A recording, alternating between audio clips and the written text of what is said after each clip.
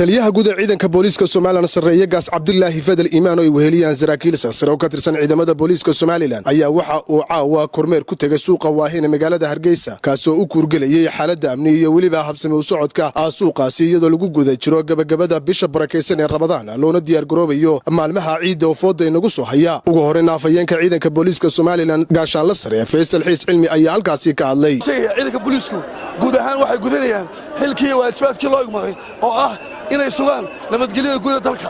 Hargeysa kaliya ma aha taliyaha ciidanka booliisku wuxuu amar ku bixiyay dhammaan gobolada oo dhan in ciidanka booliisku ay heegan culus galaan haday noqoto kontaroolada waxa soo galaya iyo waxa ka baxayaba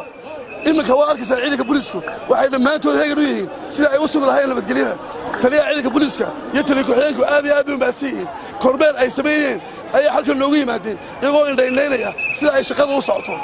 guud ahaan waxaan ka codsanayaa shacbiga Soomaaliland sida awalba ay noola shaqayn jireen inay noola shaqeeyaan oo in nabadgelyada aad iyo aad noola adkeeyaan waxaan kaloo halkan aad uga hadlaynaa nimanka baarkinada sida xulun dhigta baabuurta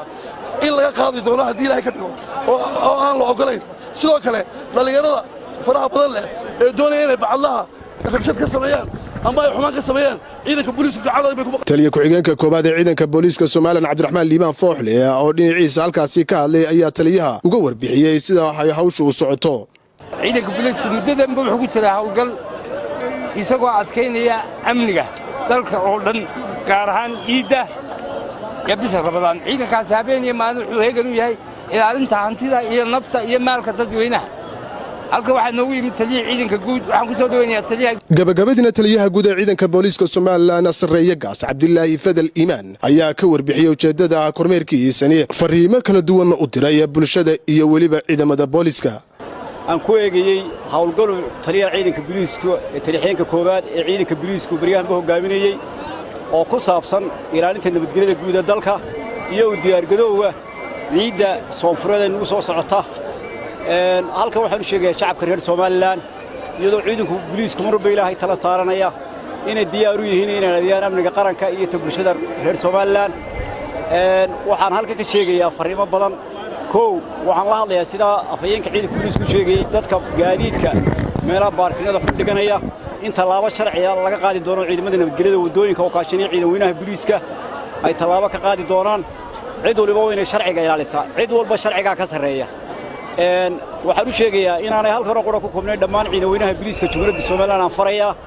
iyagoo awalba heegan ku jira oo habeen iyo maalin diyaar u ah ilaalinta shacabkooda iyo u diyaargarowga ciidda iyagoo mar walba Ilaahay tala saaranaya in ay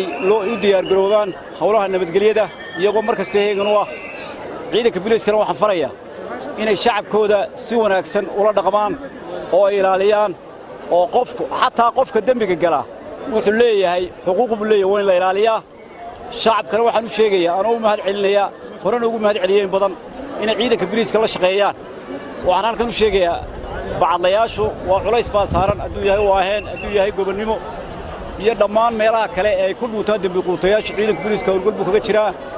ujeedada kormeerkaygana waxay ahayd inaan eego sida ay hawshu u socoto aad iyo aad baan ugu mahad celinayaa taliyaha koobaad ciidanka booliiska iyo maxaan ku dhahay saraakiisha halka taagan haday hogaamiyihiin haday qayb yihiin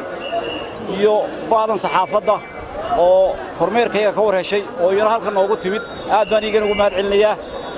waxaan leeyahay dhammaan haday tay kantaroorada haday tay magaalooyinka gudaheeda ciidanka booliisku waxay heegan ugu jiraan oo ay diyaar u yihiin ilaalinta amniga qaranka iyo bulshada reer Soomaaliland shacabkana waxaan ka codsanayaa oo u soo jeedinaya inay gacan siiyaan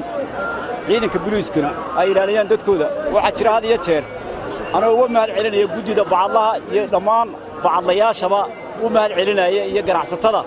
waxa jira kooxo dhalinyaro had iyo jeer waxyaalaha dhaqankeena ama sharciga ama diintoona ma ogolayn ku kaca oo dumarka soo jiita waxaan uga digayaa cidda arrinta lagu qabto iyagoo gudida iyo bacadlayaashu ay arrinta nagala hawlgaleen cidda lagu qabtay ciidanka booliiska arrinta ku qabtaan inta laba sharciga laga qaadi doono